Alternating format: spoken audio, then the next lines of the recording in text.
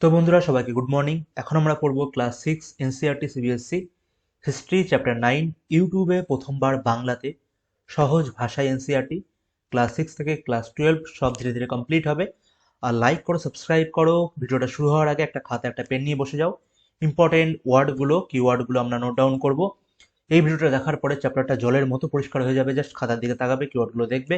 চলো আজকে chapter 9 NCERT history শুরু করি।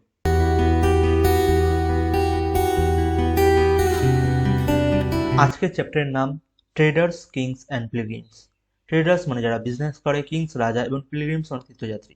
ওকে, আর প্রত্যেক ভিডিওর মতো এই ভিডিওতেও বলছি সবসময় টাইটেলটার উপরে ফোকাস করবে। টাইটেলটায় কি লেখা আছে, কারণ এর ভিতরে ডেসক্রিপশন আমরা ভিতরে পাবো। আর একটা কানেক্টিভিটিটা রাখা অবশ্যই জরুরি, সেই জন্য টাইটেলটা সবার আগে মনোযোগ সহকারে পড়বে এবং বুঝবে। তারপর নিচে দেখতে পাচ্ছি চোখ একটি বস। এখানে বিশেষ কিছু নেই। এই জাগিনী মার্কেটে গিয়েছে, মেয়েটা মার্কেটে গিয়ে তার কিছু কিউরিয়াস কোশ্চেন মাথায় এসেছে, মনে এসেছে। সেই কোশ্চেনটা হলো যে এত মার্কেটের জিনিসপত্র কোথা থেকে আসে, কি আসে, বৃত্তান্ত। ইম্পর্টেন্ট কিছুই নেই, তারপরের থেকে মেন চ্যাপ্টারটা এখানে শুরু হচ্ছে। এই টপিকটায় দেখো লেখা আছে how to find out about trade and traders. বাণিজ্য এবং যারা বাণিজ্য করতে তাদের সম্বন্ধে কি করে জানা গেল। আমরা আগের চ্যাপ্টারে পড়েছি NBPW, ঠিক আছে, নর্দার্ন ব্ল্যাক পলিস্টার, যেখান থেকে অনেক রকম পলিশড জিনিসপত্র পাওয়া গিয়েছিল, ফাইন পোটেটোরি পাওয়া গেছে, যেগুলো অলরেডি আমরা আগের চ্যাপ্টার 8 আমরা পড়ে নিয়েছি। তারপরে নিচে আসলে এখানে হাইলাইট করা আছে south India famous for gold, spices, specially paper and precious stone. South ইন্ডিয়ায় বিখ্যাত এই জিনিসগুলো ছিল। তারপরে নিচে আসলে দেখতে পারবে paper was particularly valued in the Roman empire. Paper বেশিরভাগটা রোমান এম্পায়ারে, রোমান সাম্রাজ্যে প্রচণ্ড দাম ছিল। সো এই জন্য একে বলা হতো ব্ল্যাক গোল্ড। পেপারকেও ব্ল্যাক গোল্ড বলা হতো। এই ইম্পর্টেন্ট পয়েন্টগুলো যেগুলো হাইলাইট করা আছে অবশ্যই খাতায় লিখে রাখবে, তাতে তোমাদেরই পরবর্তীতে সুবিধা হবে। ওকে, আর এগুলো কিসে নিয়ে যাওয়া হতো? এগুলো শিপসে নিয়ে যেত, সমুদ্রের জাহাজ, across the sea and by land caravans. Caravans মানে ছোট গাড়ি হয়, তার দ্বারা আর সমুদ্রের দ্বারা এগুলো নিয়ে যাওয়া হতো। আর রোম্যানের যে কয়েনগুলো, সেগুলো অনেক কয়েন, রোমের কয়েনগুলো সাউথ ইন্ডিয়ায় পাওয়া গিয়েছিল। এখান থেকে ক্লিয়ার একটা এভিডেন্স পাওয়া যাচ্ছে যে সাউথ ইন্ডিয়ার সাথে রোমান যে সাম্রাজ্য, তার একটা ট্রেডিং, ইম্পোর্ট অ্যান্ড এক্সপোর্ট হতো। এখানে এটুকুই আছে ফার্স্ট পেজে, বিশেষ কিছু পেলাম না, বাট অনেক ইম্পর্টেন্ট জিনিস এখানে রয়েছে। ওকে, তারপরে একটা কোশ্চেন আসছে তোমাদের জন্য, can you think of how and why this reached India. তোমার কি মনে হচ্ছে যে এগুলো কিভাবে ভারতে আসতো? মনের থেকে ভাবো, তারপরে আমরা অবশ্যই এর অ্যান্সার নিচে পেয়ে যাব। তোমরা তারপরে পেজে আসি। আশা করছি কোনো কোশ্চেন বা কনফিউশন নেই। আর থাকলে কমেন্ট বক্স ওপেন করা আছে, কমেন্ট করে যাও আর লাইকটা করে দাও। নিচে লেখা আছে এ পোয়েম অ্যাবাউট ট্রেড। আমরা আগের চ্যাপ্টারে এরকম একটা পোয়েম পেয়েছিলাম, ঠিক আছে, যেখান থেকে বলা ছিল যে শুধু কয়েন না, মানে পাঞ্চ কয়েন ছাড়াও কমোডিটির সাহায্যে চালের সাথে ডাল এইভাবে এক্সচেঞ্জ করা হতো। এখানে পোয়েমটা আছে, তোমরা পারলে পড়ে নিও। খুব একটা ইম্পর্টেন্ট এখানে কিছু নেই, সেই জন্য এটা আমরা স্কিপ করে যাচ্ছি। তার পরের পয়েন্টে আমরা এখানে দেখতে পাচ্ছি ট্রেডার্সরা সেই সময় অনেকগুলো সি রুট এক্সপ্লোর করছে। আরবিয়ান সি, বে অফ বেঙ্গলের দ্বারা তারা আসছে। আর তারা জেনারেলি মনসুমি বায়ুকে কাজে লাগাতো তাদের শিপের স্পিডটা বাড়ানোর জন্য। আর তারা কোথা থেকে আসতো? সাবকন্টিনেন্ট ফ্রম ইস্ট আফ্রিকা আর আরবিয়ার থেকে তারা আসতো। আর জেনারেলি তারা সাউথ ওয়েস্ট মনসুনকে কাজে লাগিয়ে স্পিডে তারা শিপটাকে নিয়ে আসতো। এই টপিকটাতে এখানেই আছে। তারপরে নিউ একটা টপিক আসছে আমাদের, new kingdoms along with the coast. কোস্টের পাশ দিয়ে যে নিউ কিংডমগুলো এমার্জ হচ্ছে, কেন হচ্ছে, এইটা এই টপিকে লেখা আছে। এখানে আসলে দেখতে হবে the southern hub of the subcontinent is marked by long coast line. একটা লম্বা কোস্ট লাইন আছে, হিলস আছে, পাহাড় আছে, প্লেটুস আছে, রিভার ভ্যালিস আছে, সবকিছু সেখানে রয়েছে। আর সব রিভারদের ভিতরে যেটা সবচেয়ে ফেমাস সেটা হলো কাবেরী নদী। কাবেরী নদী অনেকটা ফার্টাইল ছিল। ফার্টাইল হওয়ার ফলে কি হয়, যে কোনো নদী ফার্টাইল হলে তার পাশ দিয়ে জেনারেলি সভ্যতাগুলো গড়ে ওঠে। ফার্টাইল নদী থেকে আমরা সবকিছু পেয়ে যাই।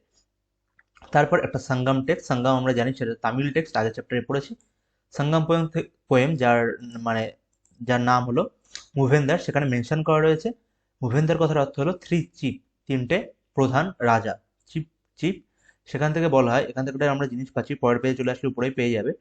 সেই তিনটে ফ্যামিলি যেটা পরপর চিফ হয়, যেরকম চোলাস, চেরাস আর পান্ডিয়াস, ঠিক আছে, এটা আমরা ম্যাপ 7-এ পেয়ে যাবো। সব লোকেট করতে দেবে 105 নম্বর পেজে। Who became powerful in the south India, যারা সাউথ ইন্ডিয়াতে অনেক পাওয়ারফুল ছিল 2300 বছর আগে। তারপরে আমরা পাচ্ছি তাদের দুটো সেন্টার থাকতো এই কিংডমদের, নামটা কি? মুভেন্দার। মুভেন্দারদের দুটো কিংডম থাকতো, মানে সেন্টার থাকতো, জায়গা যেখানে একটা হলো ইনল্যান্ড, একটা জলের উপরে, একটা কোস্ট লাইন, মানে এই পাশে সমুদ্রের পাশে কোস্টাল এরিয়া, ঠিক আছে। তারপরে আমরা পাচ্ছি এখানে দুটো ইম্পর্টেন্ট জায়গার নাম, পুহার অ্যান্ড কাভেরিপত্তি নাম। ওকে, কাবেরী নদী থেকে হয়তো নামটা এসেছে। তারপরে এখানে লেখা আছে the port of the Cholas and Madurai the capital of Pandyas. পান্ডেয়াসদের ক্যাপিটাল ছিল চোলাস এবং মাদুরাই। ঠিক আছে, এখানে এতটুকু আমরা কমপ্লিট হয়ে যাচ্ছে। আমরা পরের বেলা থেকে শুরু করব। এই পয়েন্টে খুব একটা সুন্দর জিনিস লেখা আছে, the chief did not collect regular taxes. যে চিফ থাকতো, প্রধান রাজা, সে কিন্তু ডেলি রেগুলার ট্যাক্সেস নিত না। এর জায়গায় সে কি নিত, মানুষদের কাছ থেকে গিফট রিসিভ করতো। গিফট মানুষরা যে ভালোবেসে যা যা দেয় সে রিসিভ করতো, এবং সে বিশ্বাস করতো যে এক্সপেন্ডিচার তার খরচ করতো মিলিটারির উপরে, সৈন্যবাহিনীর উপরে সে বেশি খরচ করতো, এবং তার নেবারিং যে এরিয়াগুলো আছে, জায়গাগুলো আছে, তার উপরে সে ওয়েল দিত, অনেক কিছু ডোনেশন করতো, ডোনেশন দিত। ঠিক আছে, তারপর এই জায়গাটুকুতে লেখা আছে তিনি হলেন যারা আর্মি, যারা পোয়েম, যারা ক্রিয়েটিভ ওয়ার্কার, ক্রিয়েটিভ মানুষজন আছে তাদের কাছে তারা রাজা অনেক গিফট দিত, অনেক সময় সে গিফট রিসিভও করতো। ঠিক আছে, আর তার রাজার বেশি পছন্দ থাকতো হলো ট্যাক্স কালেক্ট করা না, বাট মানুষকে বেশি ক্রিয়েটিভ ওয়ার্কে ইনক্লুড করা। এটা হলো রাজার তখনকার বেশি পারপাস ছিল। তারপরের পয়েন্ট আমরা চলে আসবো। এখানে একটা খুব ইম্পর্টেন্ট জিনিস লেখা আছে, অ্যারাউন্ড 200 বছর আগে একটা ডাইনেস্টি ছিল যার নাম হলো সাতাবাহানাস। এই সাতাবাহানাস ওয়ার্ডটা তোমরা ক্লাস 12-এ এনসিআরটিতে পেয়ে যাবে, হিস্ট্রি বইতে। লেটারে পরবর্তীতে আমরা 11-12-এ যখন পড়বো তখন এগুলো সম্পর্কে আরো ব্রিফলি থাকবে সেখানে। আর তারপরে দেখো কি লেখা আছে, become powerful in western India. Western ইন্ডিয়াতে তার অনেকটা জায়গা জুড়ে কবজা ছিল।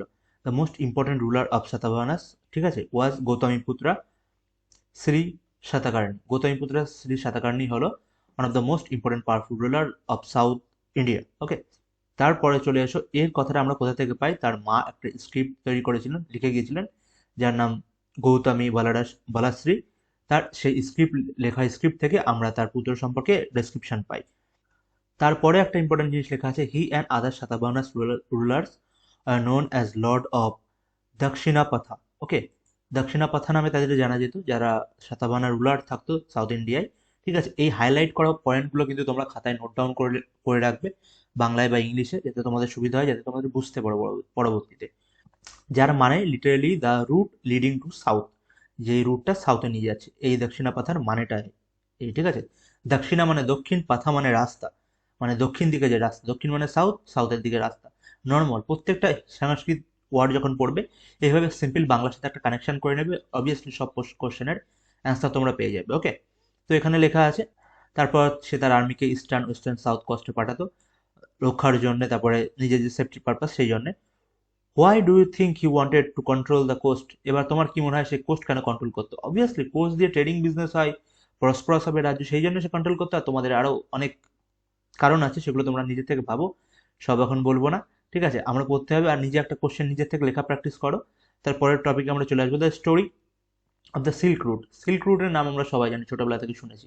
এই সিল্ক রুটের স্টোরিটা কি সেটা এইবার আমরা পড়বো। এখানে লেখা আছে, the rich grosser glossy colours of silk as well as its smooth structure make it is highly valued fabric. ঠিক আছে, সুন্দর সুন্দর ফ্যাব্রিক দিয়ে স্ট্রাকচার, সুন্দর সুন্দর স্ট্রাকচার তৈরি করা হতো সিল্কের। সিল্কের যে কাপড়গুলো হতো খুবই কম্পাইল্ড হয়ে হতো, খুবই কম্পোস্ট করা হতো সুন্দরভাবে। আর এগুলো সুন্দর সিল্ক থেকে এক্সট্রাক্ট করে তৈরি করা হতো। আর তার নিচে আমরা পাবো কুকুনের জিনিসপত্র পাবো। এখানে এই টার্মগুলো, কুকুন অফ সিল্ক অমস।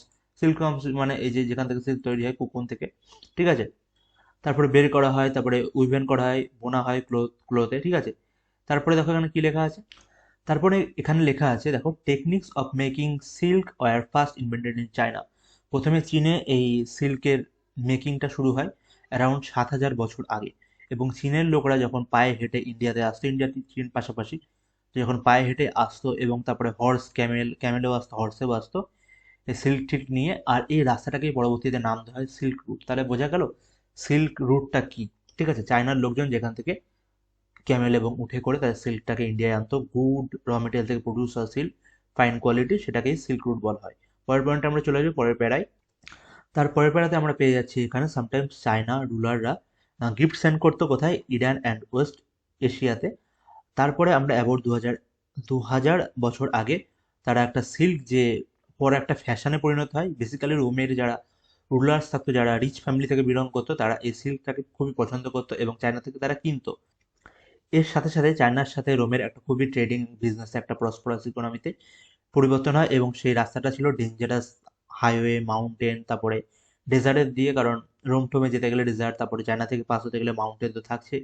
এসবের রাস্তা দিয়ে তারা পেমেন্ট নিত এবং সিল্ক ট্রান্সপোর্ট করতো।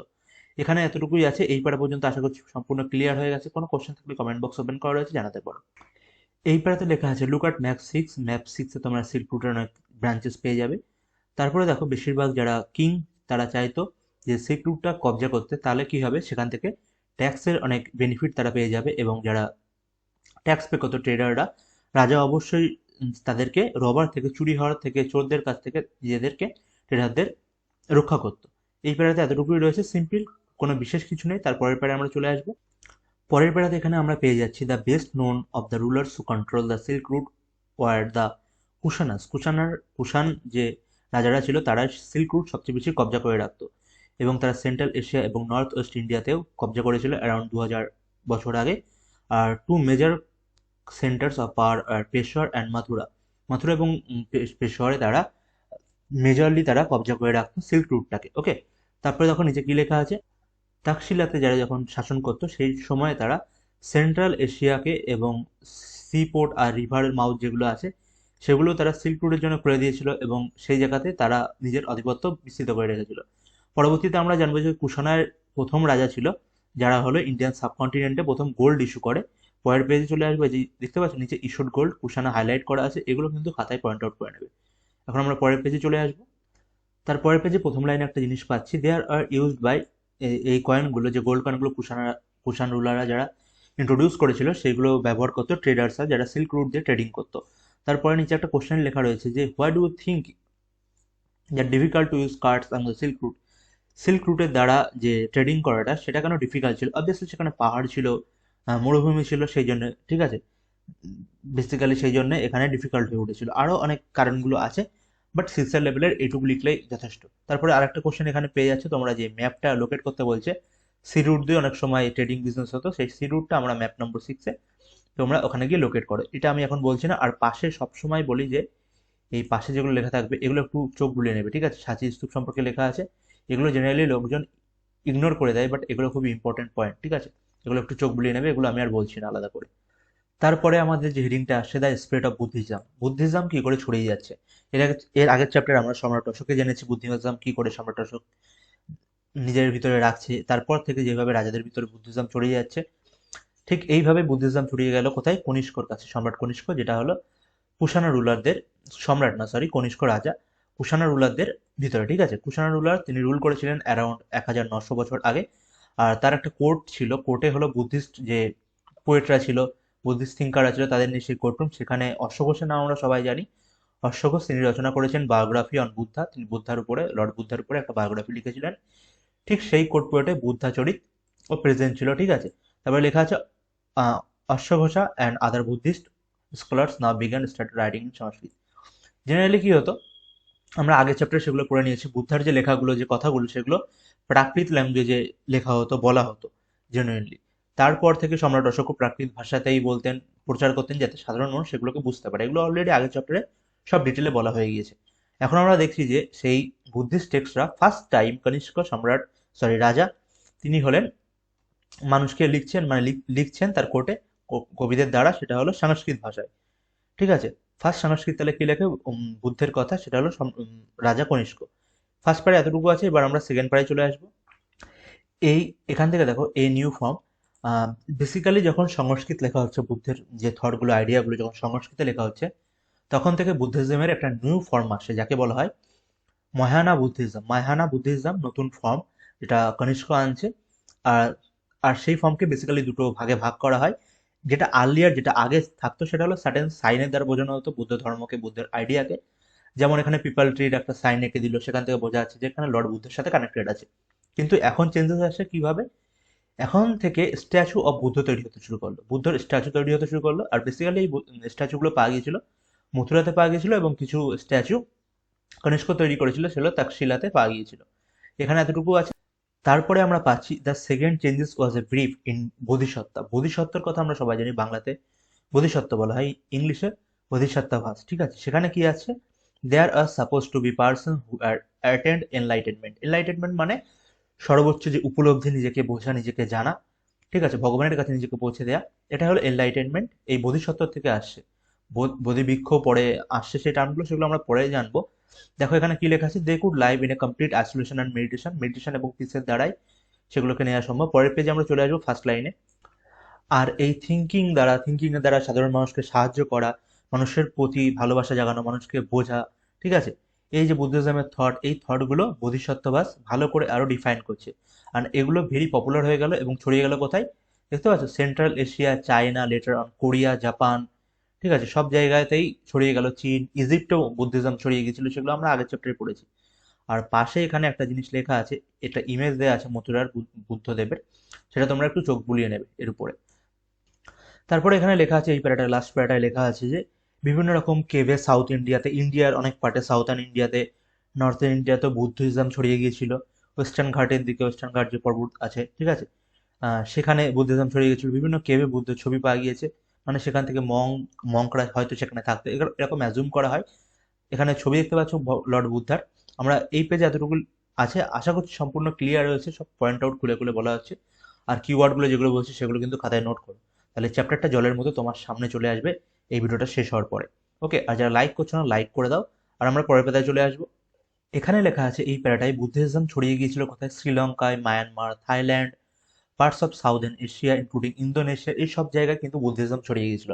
আর তার প্রধান কারণ অশোক ছিলেন, তারপরে কুষাণ রুলাররা, কনিষ্ক, তিনিও কিন্তু ছড়িয়েছিলেন। আর বুদ্ধিজমের এখানে কিন্তু দুটো চেঞ্জেস আসছে, একটা হলো ওল্ডার বুদ্ধিজম, একটা নিউয়ার বুদ্ধিজম। দুটো ভাগে এখান থেকে কিন্তু কনিষ্কর সময় থেকে বুদ্ধিজমকে ভাগ করা হচ্ছে।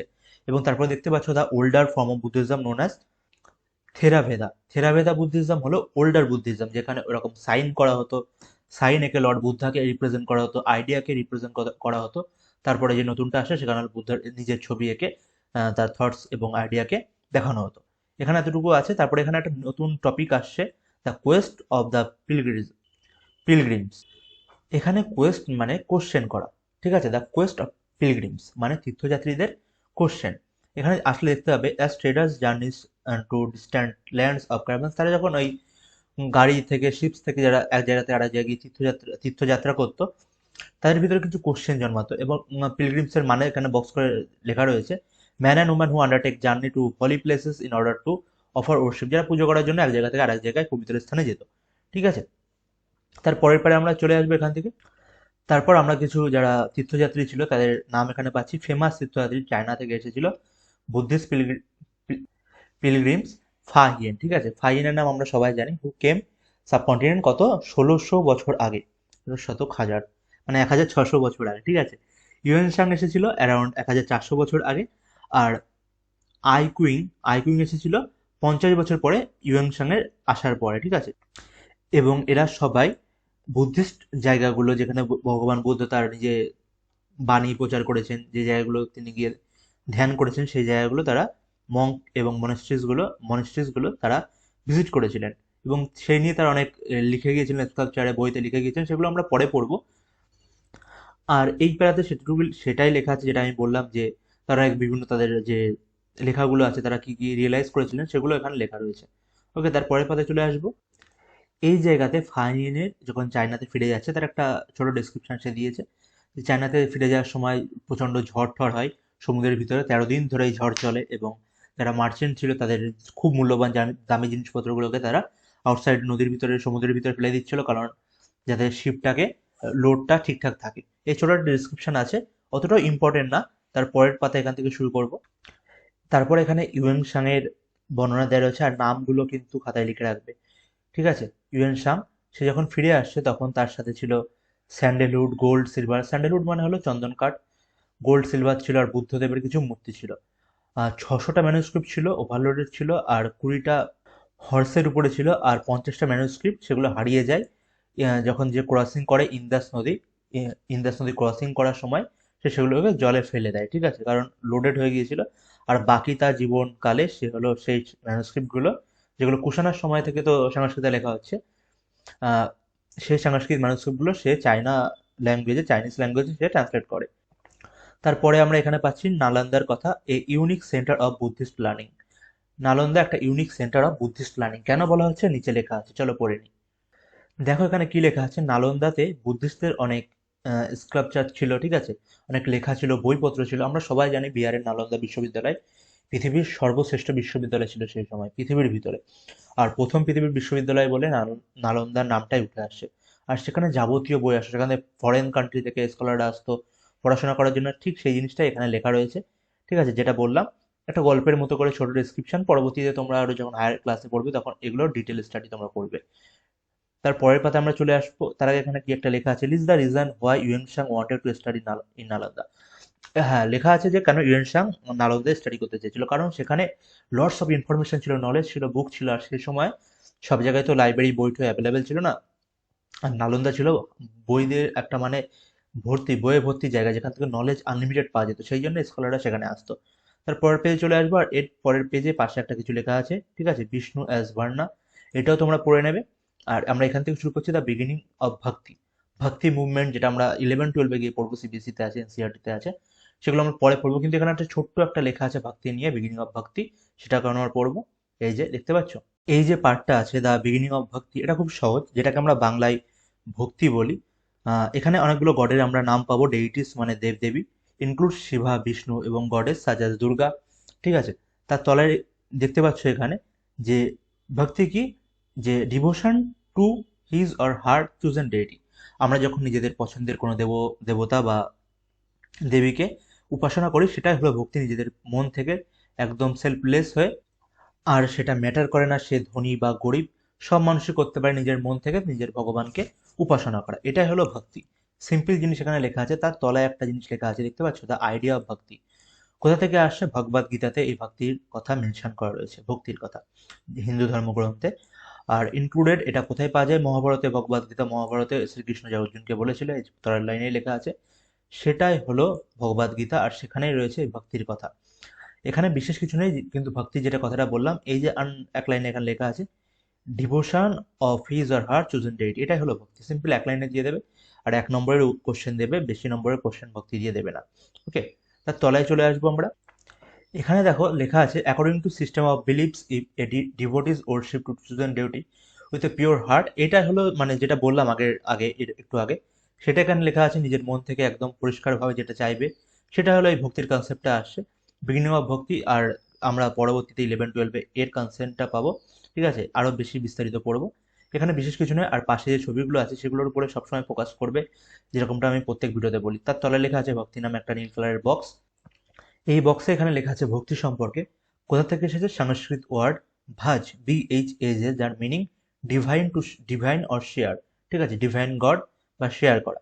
এটা কোথা থেকে আসছে দেখো, নিচে লেখা আছে, ভক্তি হলো is directed towards Bhagavata, which offended translate as god. ভাগবত মানে গড, ভগবান, but also means on who process and share ভাগা। ভাগা মানে Fortune or bliss. The devotee known as the ভক্তা or ভাগবতা shares his or on chosen deities ভাগা। ওকে, মানে যদি একদম সহজ ভাষায় বলা যায়, তাহলে ভক্তি আসছে হলো ভাস থেকে, যার মানে হলো ডিভাইন।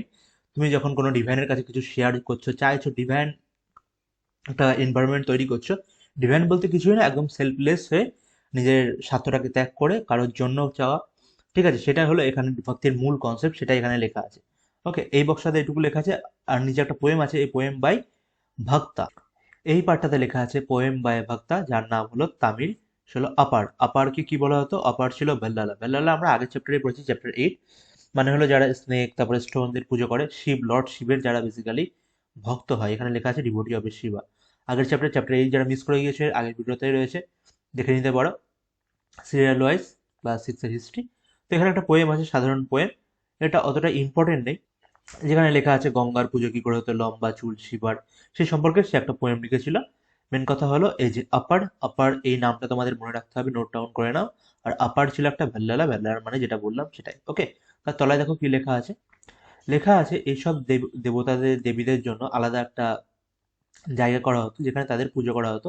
এই সম্পর্কে বিস্তারিত টেম্পল সম্পর্কে আমরা চ্যাপ্টার 11, মানে এই ক্লাস 6-এর হিস্ট্রির লাস্ট চ্যাপ্টারে পড়বো। তার নিচে লেখা আছে ভক্তি inspired some of the best expressions in art, sculpture, poetry and architecture. এই যে ভক্তির যে কনসেপ্টটা, উপাসনা করা, এগুলো বিভিন্ন মিডিয়ামের দ্বারা হয়। স্কাল্পচারে লেখা থাকতো, ঠিক আছে, সুন্দর সুন্দর ক্রাফটের জায়গা লেখা থাকতো, পোয়েট্রি, কবিতার দ্বারা লেখা থাকতো, অ্যান্ড আর্কিটেকচারে তো অবশ্যই থাকতো। এই তিনটে জায়গায় জেনারেলি আমরা ভক্তির সেই নিদর্শনগুলো পাই। এবার এখানে একটা টার্ম আসছে Hindu. The word Hindu, like the term India, is derive from river Indus. River Indus থেকে এই হিন্দু ওয়ার্ডটা এসেছে, ইন্ডিয়ার মতো। It was used by Arabs and Iranians. তারা ব্যবহার করতো to refer people who lived in the east of river. যারা রিভারের ইস্ট দিকে থাকতো তাদেরকে বোঝানোর জন্য এই টার্মটা ব্যবহার করা হতো। And their culture practice including religious belief, এবং তাদেরকে religious belief all over the person's identity সেটা বোঝানোর জন্য এই হিন্দু ওয়ার্ডটা ব্যবহার করা হতো। ঠিক আছে, ক্লিয়ার? এবার যদি কোনো কোশ্চেন তোমার থাকে তাহলে কমেন্ট বক্স ওপেন করা আছে, এখানে বলতে পারো। পরের পেজে আমরা চলে আসবো। এলসার বলে একটা ছোট্ট জিনিস লেখা আছে, এটা তোমরা পড়তেও পারো। ইম্পর্টেন্ট আর ইম্পর্টেন্ট না, দুটো একসাথে, তোমার ইচ্ছা। এখানে যীশু খ্রিস্টের কথা বলা রয়েছে, ঠিক আছে? যীশু খ্রিস্টের বাইবেলের ভার্স লেখা রয়েছে। ভার্স মানে হলো শ্লোক, যেটাকে বাংলায় বলা হয় শ্লোক বলা হয়। কিছু বাইবেলের ভার্স লেখা রয়েছে। আর যীশু খ্রিস্ট কোথায় জন্মগ্রহণ করেছে এটা দেখে নাও, 2000 বছর আগে, অ্যাবাউট 2000 বছর আগে। ঠিক আছে, মানে এই যে যীশু খ্রিস্টের জন্ম থেকেই তো এই সাল শুরু হয়। ঠিক আছে, এডি আর বিসি। যীশু খ্রিস্ট জন্মগ্রহণ করেছিলেন বেথেলেমে, এই যে আন্ডারলাইন করা আছে, মার্ক করা আছে। আর সেটা হলো রোমান এম্পায়ারের পার্ট। এটুকু তোমাদের খাতায় লিখে রাখো, এটা একটা ইম্পর্টেন্ট ব্যাপার, কোশ্চেন হয়তো লাগতে পারে। আর এই বাইবেলের কিছু ভার্স আছে, এখানে তোমরা পড়ে নিতে পারো। ঠিক আছে, এই বাইবেলের ভার্সগুলো বাকি ধর্মগ্রন্থের মধ্যে সিমিলার, ঠিক আছে? কারণ সব ধর্মগ্রন্থে একই কথা বলে, বি কাইন্ড টু এভরিওয়ান, মানুষ হও আর সবার সাথে ঠিকভাবে ব্যবহার করো, প্রত্যেকটা অ্যানিমালের সাথে, প্রত্যেকটা মানুষের সাথে। সব ধর্মগ্রন্থের এটাই মূল কথা। ঠিক এখানে সেই জিনিসই লেখা আছে, তোমরা চাইলে এখানে পড়ে নিতে পারো। আর এখানে আজকের চ্যাপ্টারটা শেষ হয়ে যাচ্ছে, ঠিক প্রত্যেকবারের মতোই। চ্যাপ্টার শেষ হওয়ার পরে এখানে একটা কোশ্চেন তোমাদের জন্য রেখে গিয়েছে এনসিইআরটি। আর তোমরা এই কোশ্চেনটা তোমরা পড়ো, পড়ে এই কোশ্চেনটার অ্যান্সার তোমরা নিজের থেকে প্রিপেয়ার করো, মানে ইমাজিন করো। আর এগুলো কিন্তু করবে, এগুলো হলো করলে নিজেদের থিঙ্কিং স্কিলগুলো ডেভেলপ হয়। আর পাশে এখানে দেখতে পাচ্ছ কিওয়ার্ড দেখতে পাচ্ছ। আজকে চ্যাপ্টার যতগুলো আমরা কিওয়ার্ড পেয়েছি সেগুলো লেখা আছে, আরও অনেক কিওয়ার্ড আছে সেগুলো এখানে লেখা নেই। আর কিওয়ার্ডের দিকে লাস্টে একবার চোখ বোলাবে, আর তারপরে আসছে question answer. Normal simple question answer of NCERT. NCERT সবসময় সোজা এবং সিম্পল কোশ্চেন আমাদের দিয়ে থাকে।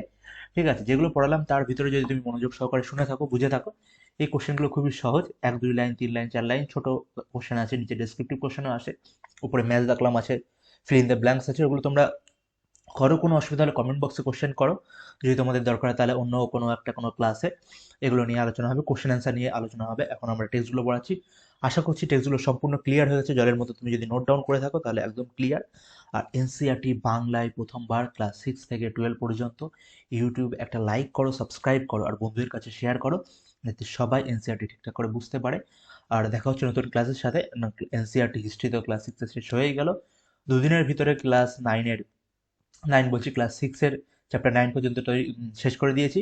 আর একদিনের ভিতরে 10 আর 11 দিয়ে দেবো, মানে 3 দিনের ভিতরে হিস্ট্রি শেষ করে দেবো। আরও 3-4 দিনের ভিতরে এইভাবে ক্লাস 6-এ যে চ্যাপ্টারগুলো আছে, সাবজেক্টগুলো আছে, সেগুলো শেষ করে দেবো। তারপরে 7 8 9 10 11 12 সবগুলো এইভাবে চলবে। আর লাইক করো, সাবস্ক্রাইব করো। এনসিইআরটি সহজ ভাষায় বাংলায় প্রথমবার। আমি শুভদীপ, দেখা হচ্ছে নতুন ভিডিওতে। আর ভালো থেকো।